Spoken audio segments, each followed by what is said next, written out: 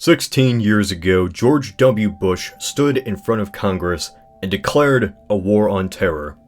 Sadly, the world was not so black and white as the last time another president spoke for war against a foreign enemy who attacked American soil. Unlike World War II, the war on terror never ended. It simply ignited the powder keg of failed nations who never should have been nations at all. It's always said how the feeling of the 90s died on September 11th, 2001, and many like to imagine what would have happened if those events never happened. And so that's what I'm going to try to do. I'm going to imagine an alternate timeline where the attacks of September 11th never occur, and the war on terror doesn't occur as well. Usually, I make context to catch people up, but since these events are so recent, you most likely have a basic understanding of major events from the last 2 decades. In this alternate timeline, for the sake of simplicity, no major terrorist attack of that magnitude occurs in the early 2000s. It is 2001, an alternate 2001. On a bright September day, nothing happens. No planes are diverted off course and into designated targets, no buildings collapse, Manhattan is fine, Washington is fine. September 11th, 2001 is a typical day. It'd pass and be forgotten. It'd be as eventful as the day like June 12th, 2007, a date only notable in history for the premiere of Transformers in Australia. Just a day. For the United States, 2001 comes and goes. George W. Bush, while a pretty easy target for pundits, is a generally bumbling but inoffensive president. To the American public, the US should just continue its path as the sole superpower, remaining militarily isolationist while supporting its allies and using diplomacy to shape international policy. Like a guiding hand. By alternate 2005, Iraq remains not invaded. Without the fears caused by 9/11, there is no war on terror for Bush to use as leverage when wanting military action against Iraq. By 2005, Bush won re-election after 4 years of domestic issues. Yay! Healthcare and taxes, all that stuff. This would be most of the 2000s. The funniest thing about this alternate Bush presidency, and alternate America, is really how mundane it all is, until 2008. 2008 would be the great catastrophe to America in this alternate timeline. Even in a world without 9/11, the Great Recession happens anyway. The housing bubble bursts. You know the deal. The financial crisis affects everywhere on Earth, including the Middle East. So, let's talk about the Middle East. Without America invading Iraq, the 2000s mark a period of tension for the Middle East, as the region is ruled by stagnant dictators holding on to power. In this alternate tale, Saddam Hussein rules over an empire of ashes. Iraq is no longer the powerful military force it was in the early 90s. The American bombs of Desert Storm made sure of that. He still rules with an iron fist, but by the 2000s, his prominence on the global stage is becoming smaller. To the Americans, he is still a great enemy, but just as much as Iran or North Korea. Over this alternate decade, Saddam grows even more paranoid as his people are even more unhappy. There are a few inevitable events in this alternate timeline. Hurricane Katrina still hits New Orleans, the economy still collapses, and the Arab Spring, the vast revolutions that toppled states and governments in 2011, still explodes along with the ramifications of that as well.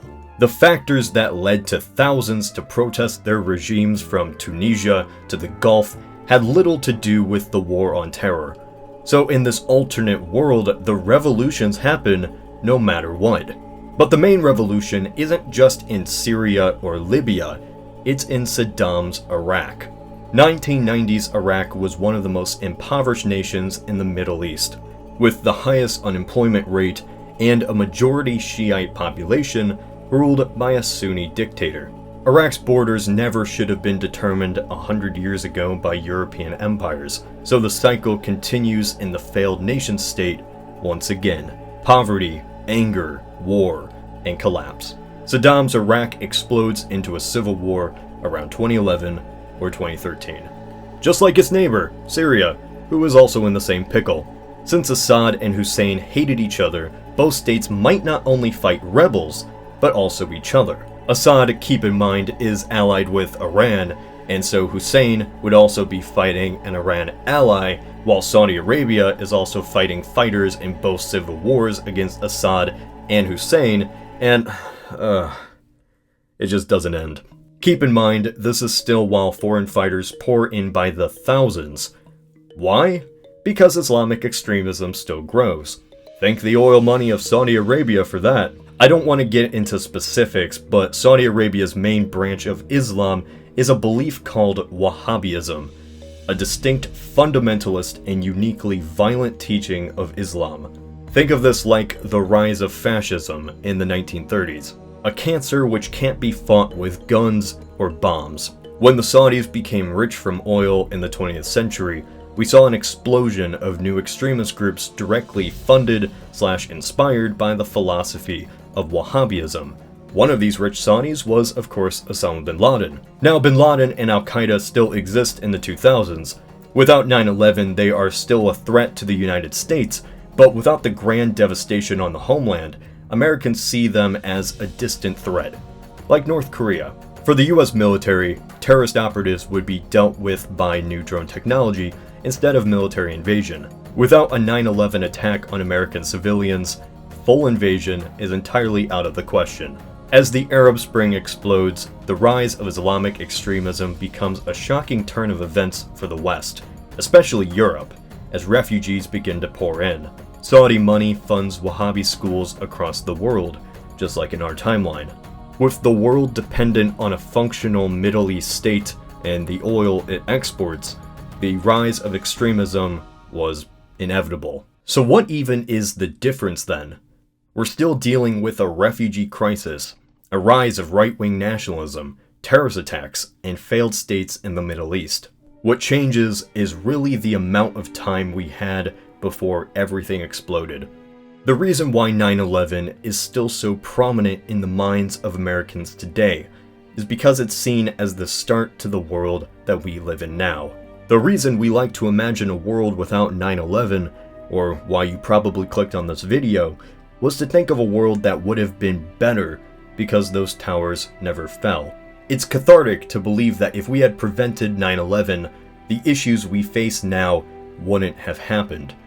But after my research, I just can't believe that anymore. And oddly, it's sadder. Instead of our world being an exception because of a dramatic terrorist attack, our world really is just something that was going to happen anyway.